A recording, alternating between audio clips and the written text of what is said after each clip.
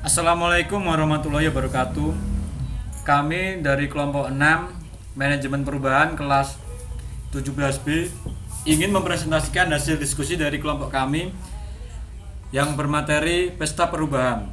Kelompok kami terdiri dari 6 anggota. Yang pertama F. Nina Putri NPM 67, yang kedua Simon Dendi NPM 75, yang ketiga Ahmad Bayu NPM 85, yang keempat Muhammad Abu Yazid NPM 88, yang kelima Dwi Ardian NPM 108, dan yang keenam Muhammad Habib NPM 109.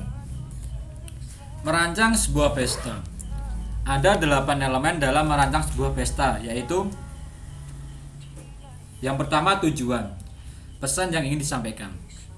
Tujuan dari pesta ini adalah menciptakan dukungan untuk suatu perubahan. Yang kedua, organizer. Organizer tidak boleh bekerja amatiran dengan topik-topik yang sekedar ada. Ia harus memberi sebuah kegiatan profesional yang bekerja dengan umpan balik dan kritik. Yang ketiga, peralatan pesta. Sebuah pesta memerlukan perlengkapan seperti tenda, balon, dekorasi, sound system, dan lain-lain. Dibutuhkan peralatan-peralatan pendukung seperti layaknya sebuah pesta. Dan yang lebih penting adalah orang. Yang keempat, informasi. Dari semua itu, ada satu yang sangat penting, yaitu penyebaran informasi. Informasi bersifat memberitahu, memberikan semangat, menyortir, dan mendidik. Dari informasi didapat langkah-langkah yang harus diambil, nama-nama yang boleh diundang, dan sebagainya. Yang kelima, penghibur. Orang yang datang ke pesta bukan untuk berdebat atau berkelahi, melainkan sebuah pesta. Sebuah pesta memerlukan hiburan. Biarkanlah para penghibur merajut perubahan dalam bahasa mereka untuk diberikan kepada karyawan. Tujuan semua ini adalah memberikan kesan yang lebih kuat. Yang keenam, suasana atau atmosfer. Untuk menjamin agar semua orang merasa terundang dalam pesta, maka Anda harus menciptakan atmosfer yang menyenangkan. Atmosfer ini bersifat fisik, yaitu apa yang dirasakan, didengar, dan diucapkan, dan dilihat. Tetapi juga kultural, yaitu bahasa tubuh, slogan, cerita, dan sebagainya. Semua ini akan dibahas secara khusus di bagian berikutnya. Yang ketujuh, tata tertib. Pesta ya pesta, tetapi pesta yang berkesan adalah pesta yang lepas namun tertib. Lepas berarti ekspresif dan semua orang bisa merasakan getarannya. Dan yang terakhir, artistik. Sebuah pesta harus menarik dan artistik. Tidak boleh sekedar asal jadi atau sekedar menjalankan target. Sebuah pesta yang menarik harus berkesan di hati. Orang datang karena ada yang ingin mereka lihat, maka buatlah tema-tema yang menggugah dan artistik.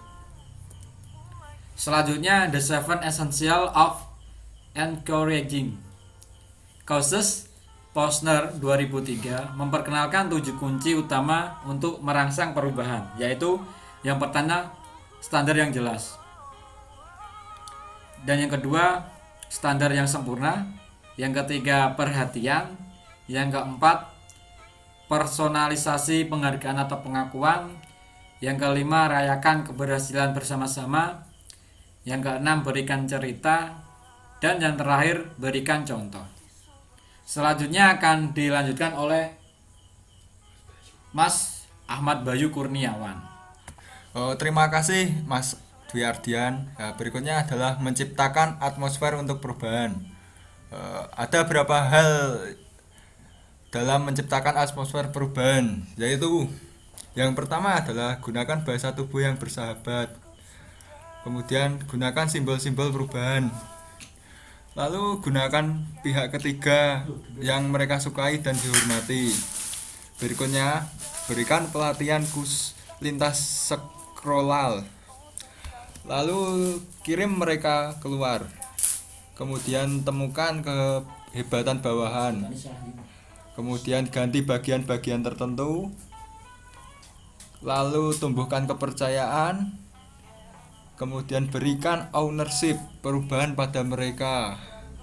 Berikutnya tunjukkan bahwa perubahan menguntungkan pada semua pihak. Dan yang terakhir adalah lakukan pertemuan rutin. Itulah untuk menciptakan atmosfer untuk perubahan. Berikutnya adalah mengapa manusia enggan berubah. Di sini dijelaskan ada banyak alasan mengapa program-program manajemen perubahan tidak dapat berjalan sesuai dengan yang diharapkan. Salah satunya adalah besarnya keengganan pada manusia untuk menghadapi sesuatu yang baru. Jadi manusia itu sudah enak pada di zona nyaman gitu, nggak pada menghadapi sesuatu yang baru. Itulah mengapa manusia enggan berubah.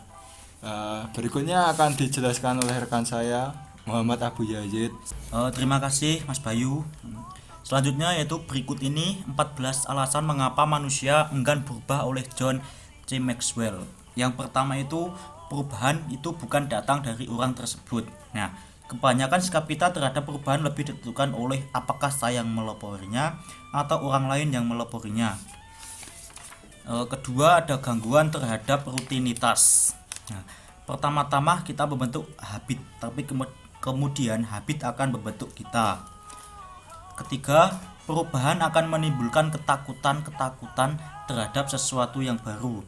Kebanyakan kita lebih familiar dengan masalah-masalah lama ketimbang solusi-solusi baru. Keempat, tujuan perubahan tidak jelas. Ketika suatu keputusan dibuat, semakin jauh seorang karyawan mendengarnya dari pengambil keputusan, maka semakin besar pula keengganan untuk menerimanya. Yang kelima, perubahan menimbulkan rasa takut kegagalan. Banyak orang yang memilih untuk sekedar bermain agar jangan sampai kehilangan. Keenam, pengorbanan yang diberikan terlalu besar. Pengorbanan seringkali bukan merupakan cerminan dari sesuatu yang terjadi sesungguhnya, melainkan cerminan dari apa yang diberikan seseorang. Yang ketujuh, sudah sangat puas dengan kondisi sekarang.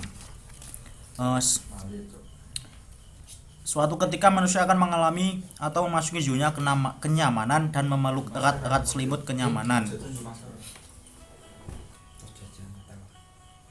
Yang kedelapan adalah pikiran-pikiran negatif.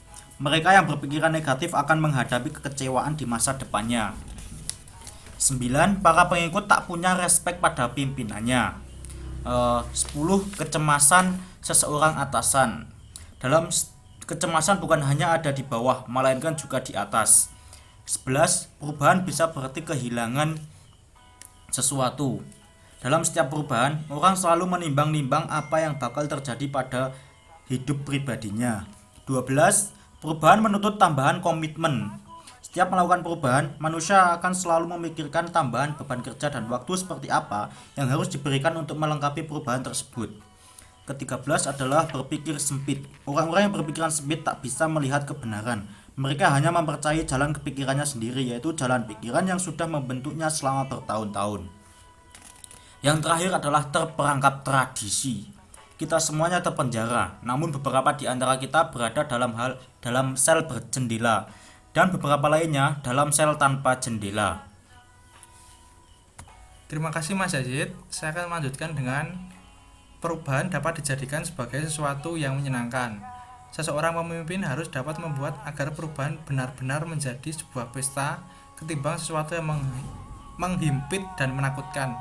Dalam pesta itu, setiap orang diundang untuk hadir dan bersama-sama merayakannya.